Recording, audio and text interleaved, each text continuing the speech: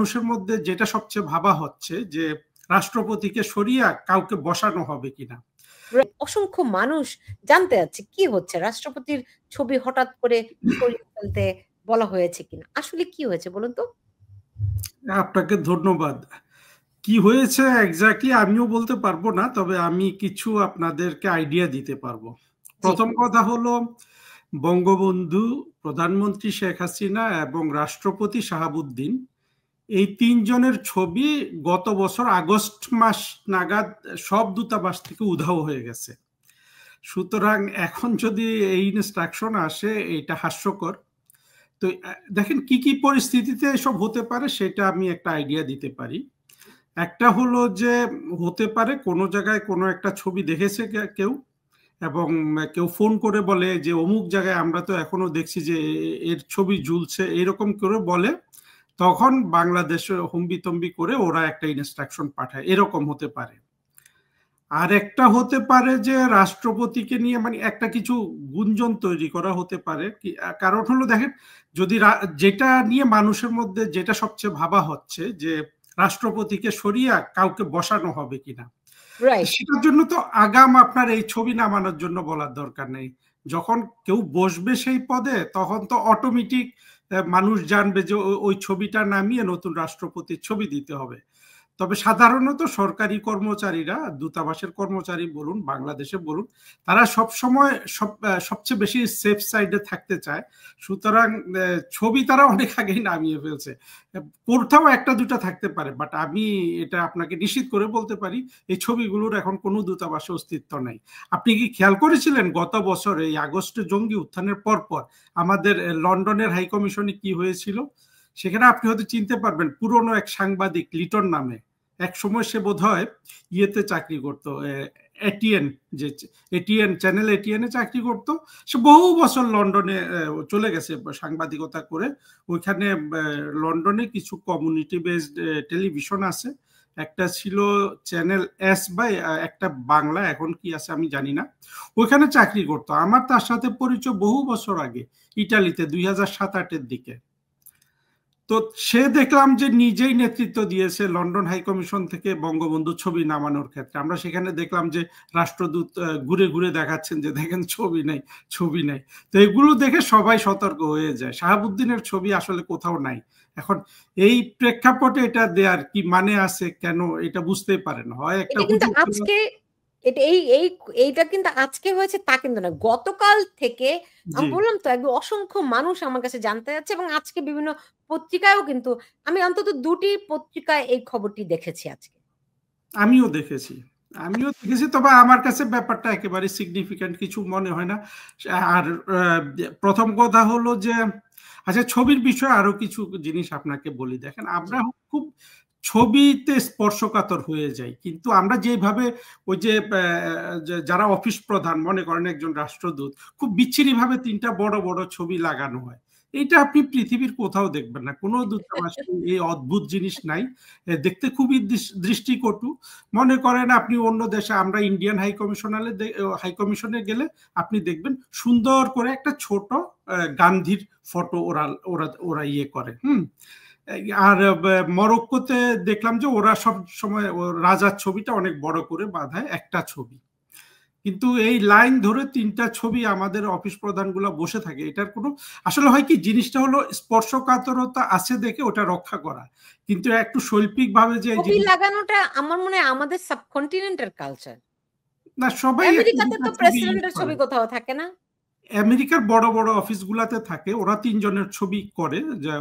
আপনার 3জন হলো president, vice president, এই আর সেক্রেটারি অফ স্টেট। ওদের ফরেন অফিস সংক্রান্ত যেসব অফিস আদালত বাইরে আছে, ওরা এই 3টা ছবি। আপনি দূতাবাসগুলোতে বলছেন? জি, এই 3টা ছবি মধ্যে কোথাও থাকে না, না, থাকার কথা না। এগুলো হলো আমাদের স্পর্শকাতরতা বেশি, কারণ হলো আমরা কিন্তু কোনো জায়গায় রেসপেক্ট করি না। আপনি দেখবেন পৃথিবীর কোথাও সংসদ সদস্যদের মাননীয় ইত্যাদি ইত্যাদি যোগ করে না। হ্যাঁ, কিন্তু তারা মানুষকে রেসপেক্ট করে, আমরা মানুষকে রেসপেক্ট করি না। আমাদের মাননীয় প্রধানমন্ত্রী, মাননীয় মহামান্য রাষ্ট্রপতি, অর্থাৎ আমাদের দেখাতে হবে। অর্থাৎ সবকিছু থাকলেও তো কথা ছিল, এরপরে তো আরো অনেক মানে বিশেষণ শেষ করতে লাগে 1 মিনিট। জি, সংসদে একজন এমপি তার 2 মিনিট নিয়ে 5 মিনিট সময় দিয়ে 2 মিনিট ওই এইসব অনরিফিক দিয়ে সময়টা নষ্ট করে। এটা হলো আমাদের সমাজের নতুন সমাজ, খুবই ম্যাচিওর, অশিক্ষিত, মননশীলতার অভাব। এগুলো এগুলো হলো আমাদের আর কি এই ধরনের জিনিস নিয়ে আমাদেরকে এত সেন্সিটিভ করে রেখেছে। জি, এখন দেখুন মানে সেনসিটিভিটি তো অনেকগুলো কারণ আছে রাষ্ট্রপতির ছবি অপসারণ নিয়ে।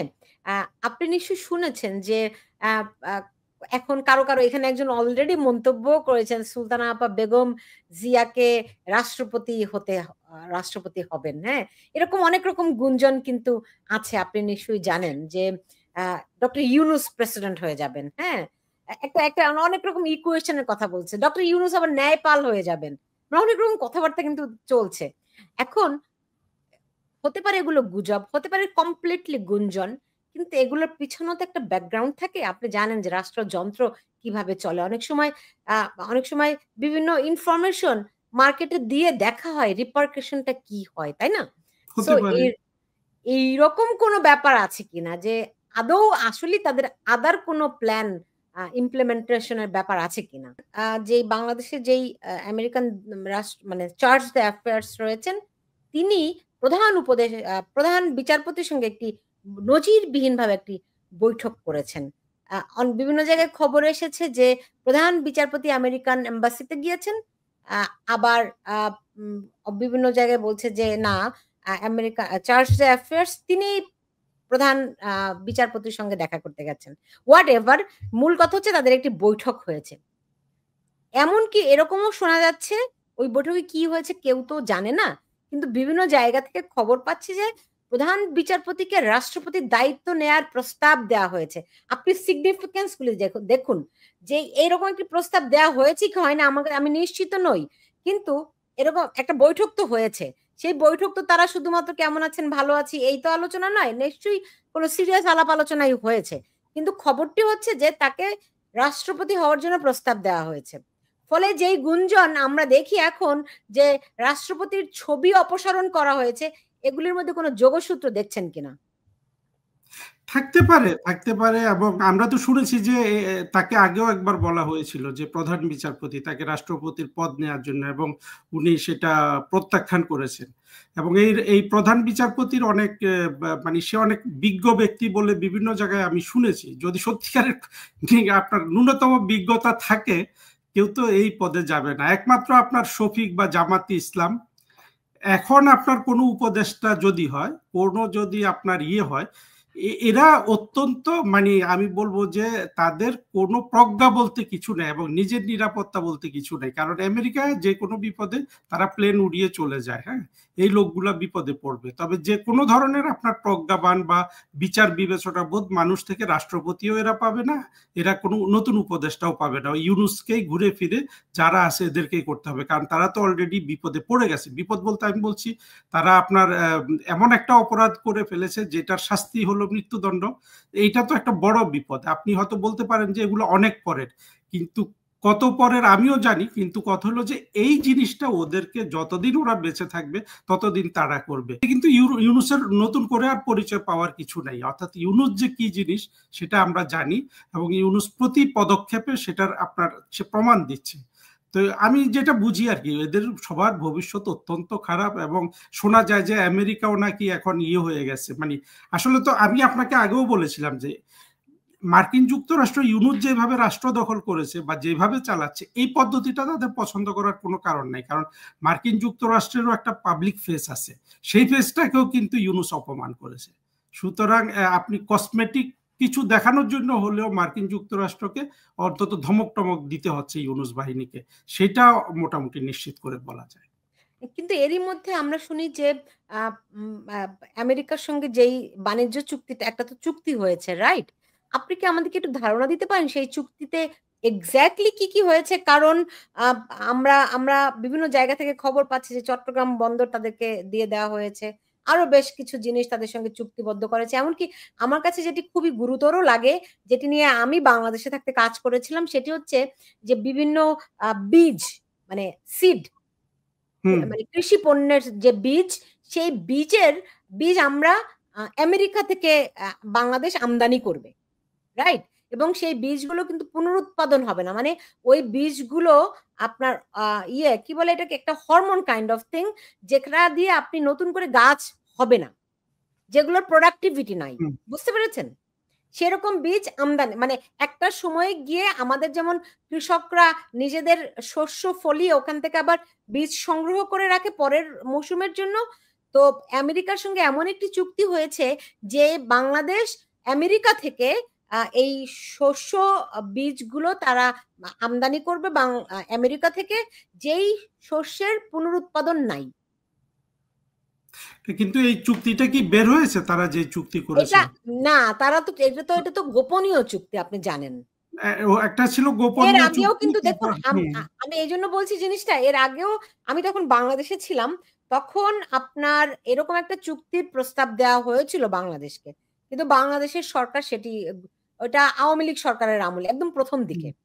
জি, চুক্তি যেহেতু বের হয় নাই, কাজে আমি আইডিয়ার উপর বলতে পারছি না। তো আমি যেটা বলতে পারি সেটা হলো যে আপনার এই ইউনুস তার নিরাপত্তা ছাড়া কিছু কিন্তু দেখছে না, এবং এই চুক্তিতে বাংলাদেশের পোশাক খাত তারপরেও চ্যালেঞ্জের মধ্যেই পড়বে। এখন কি 20% বলছে, তো আপনার 20% নিয়েও বাংলাদেশের পোশাক খাত চ্যালেঞ্জের মুখে পড়বে, কারণ হলো অভ্যন্তরীণ বিনিয়োগ নাই, আপনার নানানভাবে আমদানি বন্ধ, এর মধ্যে অনেক শ্রমিক বেকার হয়ে গেছে, এর মধ্যে আপনার যদি 1%ও বাড়ে, আগে তো অনেক কম ছিল, তো সেইটার থেকে এটা এমন কিছু না। প্রথম কথা হলো যে ইউনুসের মতো যারা সরকার চালায় এদেরকে আপনার একমাত্র মার্কিন যুক্তরাষ্ট্র ওর সাথে একটা চুক্তি করেছে বা এক ধরনের ইয়ে দিছে, কারণ হলো এরা মার্কিন যুক্তরাষ্ট্রের হয়েই বাংলাদেশ দখল করে আছে। কিন্তু যদি এদের উপর ভালো কনফিডেন্স থাকতো, যেটা ওরা করে দিতে পারবে বলে মার্কিন যুক্তরাষ্ট্র আশা করে, সেটা হলে তো তার নতুন করে কোনো শুল্ক বসানোরই কথা না। কিন্তু বসিয়েছে, এর মানে হলো ইউনুস মার্কিন যুক্তরাষ্ট্রকেও খুশি রাখতে পারছে না, এবং যেভাবে বাংলাদেশের জঙ্গি উত্থান হয়েছে এইটা নিয়ে কোথাও না কোথাও মার্কিন যুক্তরাষ্ট্র আপনার এই দুশ্চিন্তার বিষয় আছে। কারণ হলো বাংলাদেশের এর আগেও কিন্তু অনেক জঙ্গি মার্কিন যুক্তরাষ্ট্রে পার হয়েছে, কিন্তু সবচেয়ে ক্ষতি যেটা হয়েছে বাংলাদেশের সাধারণ মানুষ বা ছাত্ররা যারা মার্কিন যুক্তরাষ্ট্রে আসতো, ওরা তো দেখবেন যে আর আগে 10 জন আসলে এখন হয়তো একজন যেতে পারবে, যার প্রচুর বিভিন্ন দেশ থেকে বাংলাদেশ কিন্তু ভিসা দিচ্ছে না, ভিসা দিবে না, কোনো দেশই দিবে না ইউরোপ আমেরিকাতে। ইউনুস যে কত ধরনের ক্ষতি বাংলাদেশের করলো এইটাই আমরা তো মানুষদের জানাতে পারছি না।